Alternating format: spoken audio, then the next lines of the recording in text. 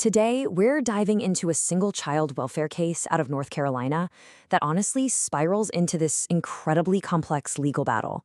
It touches on everything from a mother's basic rights to the very structure of the state's entire social services system.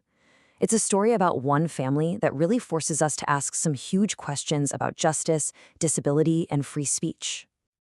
So, we're going to approach this story kind of like an hourglass. We'll start really narrow with the deeply personal crisis of one family. Then, we'll widen our view way out to look at the major systemic issues this case exposes. And finally, we'll narrow it all back down to the specific, unanswered questions that are still right there at its heart. Okay, let's get into it. So, this all starts with a mother, Kelly O'Neill, and her daughter, Mara. What began as a report to the Department of Social Services, DSS, very quickly escalated into a legal case that would completely turn their lives upside down. It's this legal quote from a case over 100 years ago that's actually cited in the mother's appeal, and it just perfectly frames what's at stake here. This profound relationship that the state has the power to completely sever. Just look at this timeline. You can see how fast and how severe this escalation was. I mean, think about it. In just over a year, the situation went from a single report to the mother losing custody completely, being barred from any contact with her daughter, and being forbidden from even talking about her own case in public. So how in the world did this happen? Well, the court's decision really hinged on these formal findings you see here. The document talks about the mother's failure to provide proper care, it points to her mental health, and it claims the daughter was living in what they call an injurious environment. These findings became the legal foundation for DSS to step in and for the court to ultimately hand over custody. Now, this is where the case takes a really interesting turn. It pivots from being a local custody issue to a federal civil rights one. See, the mother's diagnosed mental health condition wasn't just some background detail. It became a central legal argument, pulling the Americans with Disabilities Act right into the middle of this whole thing. And that brings up a really critical question, right? When a parent has a recognized disability, what exactly are the obligations of a state agency like DSS? Are they supposed to treat that parent just like everyone else? Or does federal law actually demand something more? Well, the answer really comes down to this idea of reasonable accommodation. The ADA says that agencies have to make adjustments to their normal way of doing things to make sure a parent with a disability has a fair and equal chance to participate. This isn't about lowering standards. It's about leveling the playing field with a plan that's tailored to that specific person. And this comparison chart really gets to the core of the mother's civil rights claim. Her appeal basically says there was this huge disconnect. The ADA required a plan tailored just for her, but she alleges she just got the standard one-size-fits-all services. And then, and this is the kicker, when those services didn't work because they weren't adapted for her disability, that non-compliance was used as the very reason to stop trying to reunite her with her daughter. It's essentially what some legal experts are calling a catch-22. The allegation is that the system, instead of helping a parent work through the challenges of her disability, actually created a situation where failure was almost guaranteed. And the complaint calls that clear discrimination. But wait, there's more. The case didn't just stop with parental and disability rights. It blew up into an even bigger fight over one of the most fundamental American rights we have, the First Amendment right to free speech. So first, a quick definition. A gag order is pretty much what it sounds like. It's a judge telling someone, you cannot talk about this case in public. And you see them a lot in juvenile cases, usually with the goal of protecting a child's privacy from the public eye. But the order against Ms. O'Neill was, wow, it was incredibly broad.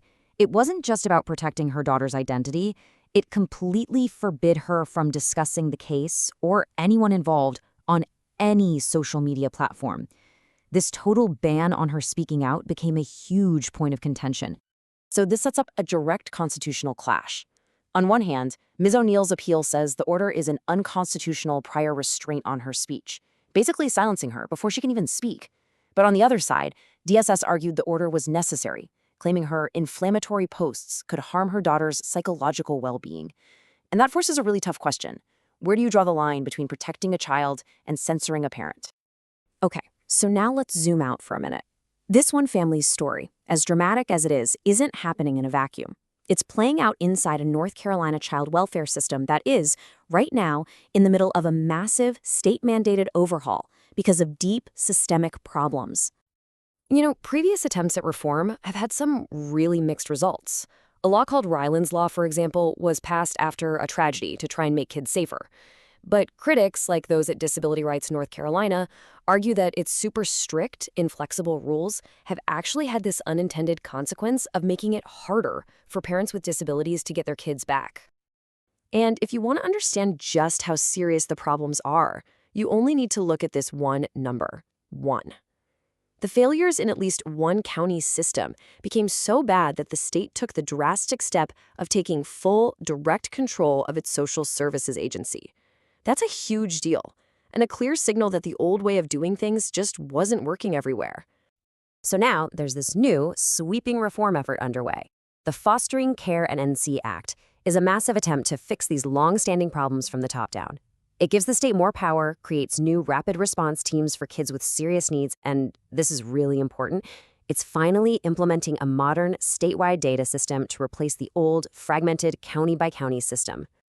Okay, so after looking at that huge systemic picture, let's bring it all the way back down to the O'Neill family, where the legal battle is still going on and the central human problem is anything but resolved. And this is where things stand today. Custody is still with the father.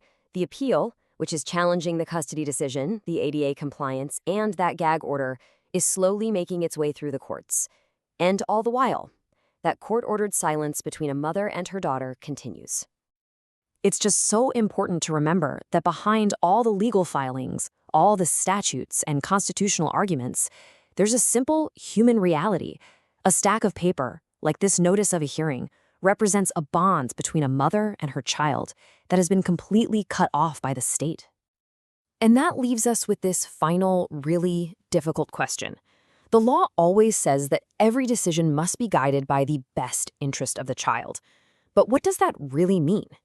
When a parent's right to their child, their right to accommodation for a disability, and the right to speak freely all collide with the state's duty to protect, well, this case shows us there are no easy answers. Just a profound and deeply unresolved question of how we can ever truly strike that delicate balance.